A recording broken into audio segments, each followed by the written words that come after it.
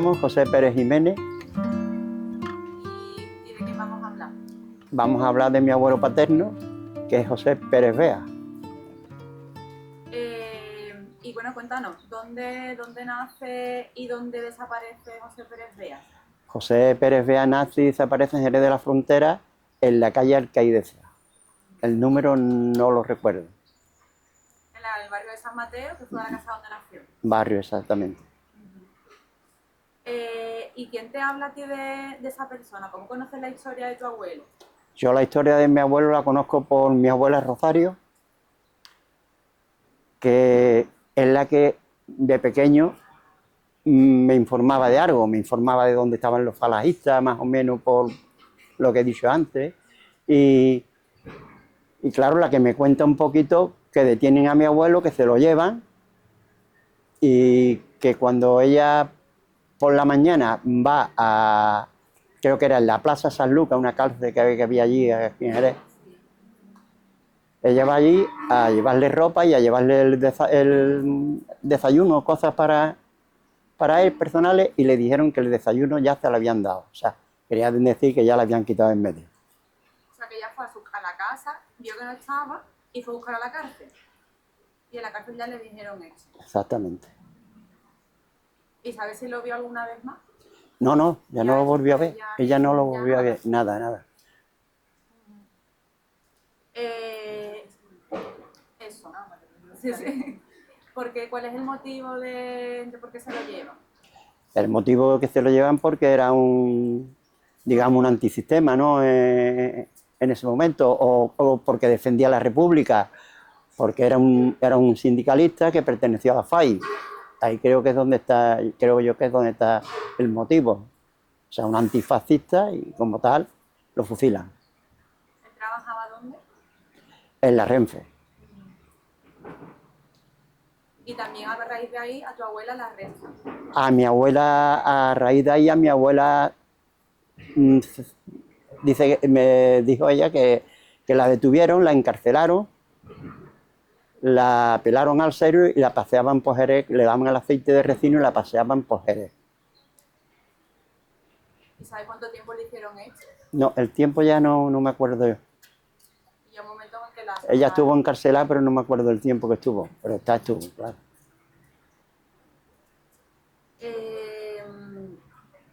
¿Y tú cómo crees que afecta esta pérdida de tu abuelo? Hombre, ¿Cómo crees que afecta, cómo afecta a tu abuelo y cómo también luego le afecta a mi abuela pues la afecta. Mi abuela es una persona que le gustaba leer mucho, tenía libros, le gustaba leer, pero a ella la dejan en braga, la dejan sin nada, la dejan, si no es por sus hijos, mi padre a lo mejor que la ayudaba un poco, o mi tío Manuel también, pero a ella la dejan sin paga, la dejan sin nada, y es más, yo fui a verla a Barcelona, hay una cosa muy curiosa, que le comentan a ella que cuando entró el señor Suárez, Adolfo Suárez, dijo que iba a dar una paguita para la gente de los republicanos. Entonces mi abuela me dijo que ella no quería ninguna paga de ningún hijo de puta. Así con estas palabras. ¿Y luego tu padre también te hablaba? Mi padre hablamos poco. Yo sé que él escribió un diario, pero que claro, yo era muy chico cuando ese diario lo perdimos. Él escribió un diario, eso estoy seguro, que escribió un diario donde ponía fechas de cuando detuvieron a su padre y demás, pero hasta ahí puedo creer que yo me acuerde de algo. ¿Y tú sabes más de tu abuelo entonces por tu abuela o por tu padre? Yo sé más por mi abuela. Por tu abuela. ¿Por qué crees que tu padre no quería hablar de su padre? Yo creo que es que no lo sé, no sé si era ¿Miedo? no, por miedo. Yo creo que más bien era por mi madre, que es la que en la casa ella no había estado metida en política ni su familia, ¿entiendes? Yo creo que mi madre ahí sajó un poquito que no se hablara de política. Pero tampoco era política, era... No, era la realidad, una realidad, ¿no? que La tragedia. la tragedia, De que claro. le arrebaten a su padre. Claro. ¿Y tú cómo estabas? Yo, hombre, yo lo que, a mí todo esto, a mí me hace gracia cuando dicen la guerra de los abueletes, el señor, ahora la parte de la derecha me hace mucha gracia, pero ellos no perdieron a sus abuelos, algunos de ellos lo enterraron bien, pero yo a mi abuelo ni lo conocí, o sea, yo me perdí eso, ¿no? Y lo poco que hablaba tu padre, ¿cómo, no sé, cómo recuerdas tú que hablaba Yo no lo recuerdo yo a mi padre que hablara directamente? mucho, directamente no, no sé si con alguno de mis hermanos más mayores, a lo mejor sí, pero yo no recuerdo. Hablaba que habían matado a su padre, pero no contaba. Ya era mucho, ¿eh? Habían matado, no había muerto en la guerra. Ah, no, lo habían matado. ¿Y tú por la información que te ha llegado de tu abuela, tú cómo crees que era tu abuelo? ¿Qué sabes de él? ¿Cómo era su personalidad? ¿Cómo que le gustaba hacer? Mi abuelo decía que era muy buena persona, es lo que decía mi abuela, que había perdido a la mejor persona de su vida. Eso lo decía ella, tenía un retrato.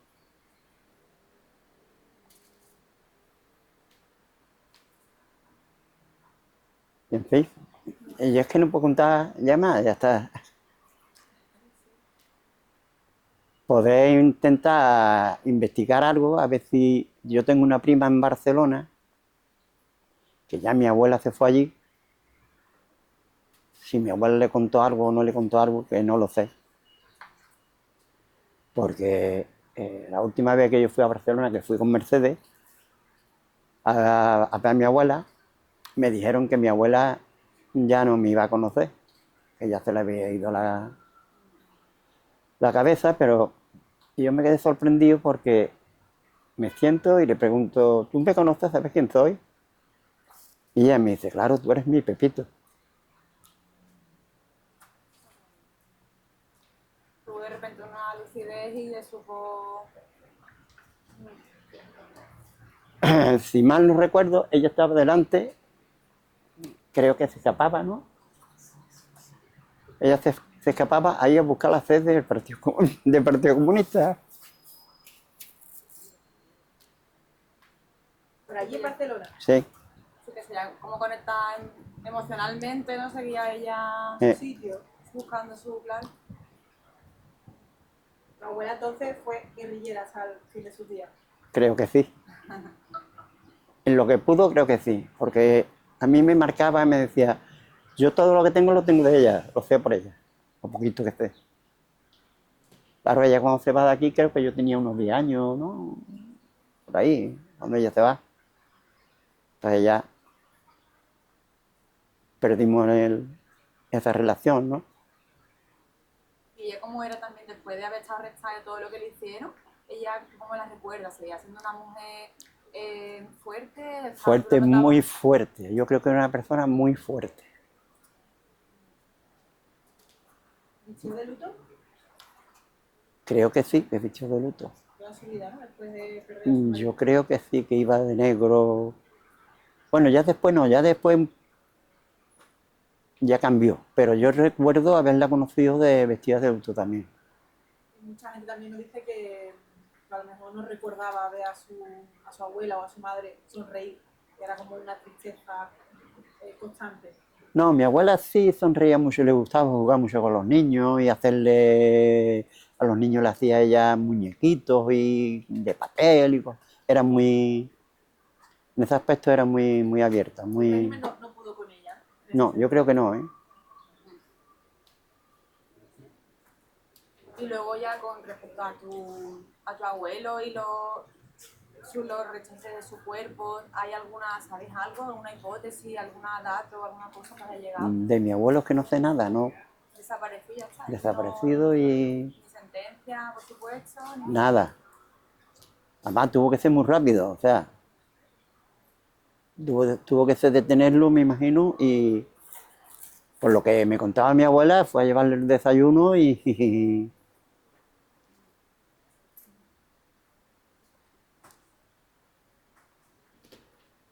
Me imagino que sería, yo creo que sería el principio del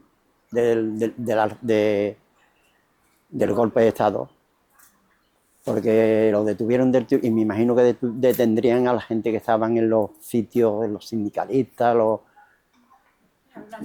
claro, unas listas ya. No sé si sabes que si tu abuelo apareció en el registro del abuelo Viruta, en la libreta. No lo sé, porque yo no lo sé, no, porque para eso sí fui yo a CNT para preguntar por mi abuelo, pero no. Y le dije, bueno, yo os doy para la ADN y me dijeron, eso tiene que ir a Granada y eso allí no sacan nada. ¿Y tú cómo sientes todo esto que ha pasado en tu familia? ¿Tú cómo... ¿Perdona? ¿Tú cómo sientes todo esto que ha pasado en tu familia? ¿Tú qué sensaciones tienes de que te despierta todo esto? ¿Qué has sentido en tu vida con Hombre, tu abuelo? a mí es ese pensamiento es lo que me lleva a los 14 años a meterme en movimientos sociales clandestinos, ¿vale? Empecé entrando en unos movimientos católicos, que era la JO, Juventudes Obreras Católicas. Ahí me di cuenta que yo ya empecé a estudiar un poquito y yo ya era más marxista, ya me salí, porque a mí la religión ya por un lado no me convencía, y entonces ya cuando me voy a Madrid, yo aquí estuve con los movimientos, yo me voy a Madrid,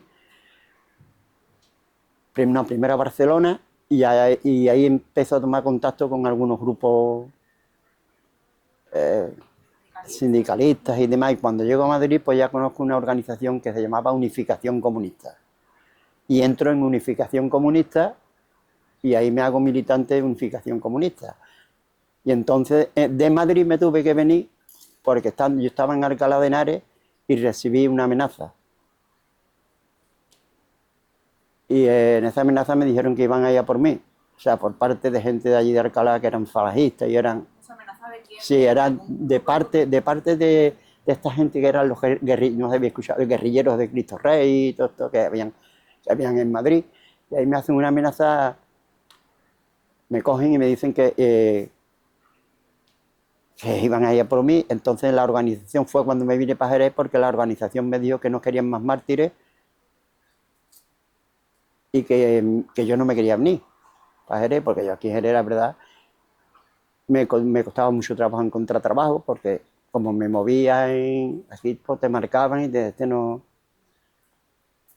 ¿Vale? Y entonces, pues hasta ahí te puedo contar. Ya ahí continuó toda mi trayectoria de... ¿En qué año ocurre eso, José? Esto ocurre, la amenaza ocurre en el año 70, fue la muerte de Franco, el año 74, 74 o pasado quizás. Bueno, durante la dictadura. Sí, durante la dictadura. Yo ya había muerto Franco, pero vamos, estaba la dictadura. Claro, todavía estaba por ahí. Ya estaban la gente en las calles y demás. O sea, que cuando dicen esta democracia la trajo el rey, yo digo que eso es una mentira como un camión. Esta democracia la trajeron la gente que lucharon, las cárceles llenas de sindicalistas y de políticos. Esos fueron los que trajeron esta democracia. Está mal llamada democracia, porque aquí si miramos bien, los jefes de policía y los policías franquistas, ninguno estuvieron, no la han pasado factura ninguna. No hubo un Nuremberg como hubo en Alemania, no hubo como en Portugal, que se detuvieron a gente. Aquí no, aquí se han ido de rositas, siguen estando en los juzgados, siguen estando en los puestos militares, siguen estando en la policía, y esto está lleno de fascistas y de franquistas. No hubo justicia. No hubo justicia. ¿Y fundadores de partidos? Claro, fundadores de partidos. El engaño más grande para mí, no sé si esto va a salir o no va a salir, pero para mí el que engañó a este país fue el señor Felipe González. Felipe González Márquez prometió a este país unas cosas que luego la incumplió. Yo creo que además no fue el Partido Socialista Histórico, no creo yo que es el que está ahora. Eso fue un invento de la CIA y de Willy Brandt. Yo creo que ese fue la gran mentira de este país, el Partido Socialista, y es el que engaña a todos. España, para mí, yo me quedé sorprendido, porque España teníamos en aquella época la mejor vanguardia que había en Europa, de una lucha de 40 años contra un fascismo, contra un franquismo. ¿Cómo se va todo al garete? De repente. O sea, la gente se van a sus casas, nos sentamos, yo fui uno, ¿eh? Que también me senté en el sofá. Y me metí un poquito a poco y ya cuando ya salgo del todo es con el movimiento 15M. El movimiento 15M es el que ya me saca a la calle y digo, de aquí hay que partir hacia adelante. Siempre estuve, ¿no? Pero la vanguardia esta se retiró y creo que fue a causa del señor Felipe González. Lo siento por los socialistas que hay y que voten, pero es a mí lo que lo estoy viendo ahora. Parece que el Partido Socialista ha pegado un pequeño giro, ¿eh? Y se lo quieren comer. Pues sí, volviendo un poco antes a tu padre también, que nos lo has comentado, dijiste que era de la policía, pero que era comunista, o sea, que él también Sí, sí. da un poco ese espíritu familiar, Sí, sí. combativo, pero por algún motivo Él era la Pasionaria y Carrillo. Cuando de los que hablaba bien eran de esos dos políticos. Y sus referentes. Y también estuvo en la guerra. Él estuvo en la guerra, eso lo llevan. Y lo llevan a Jaén. Lo que pasa es que él creo que no pega tiro porque él como... En aquella época había muy poca gente que supiera leer y escribir. Claro, y a él lo mandan a la oficina. Eso sí lo recuerdo que él sí me lo contaba. Y él dice que quitó muchas listas de en medio, listas de gente que iban a fusilar. Lo que podía quitar en medio la quitaba. Porque él decía que aquello estaba lleno de analfabetos. Eso sí me acuerdo que me lo contaba mi padre. Pues si tuvieras que describir con una palabra todo este proceso de recuperación de la memoria de tu abuelo o de todo lo que ha generado en tu familia, ¿cuál sería? Recuperarlo todo para mí sería esperanza. La palabra esperanza. Una esperanza de saber dónde está.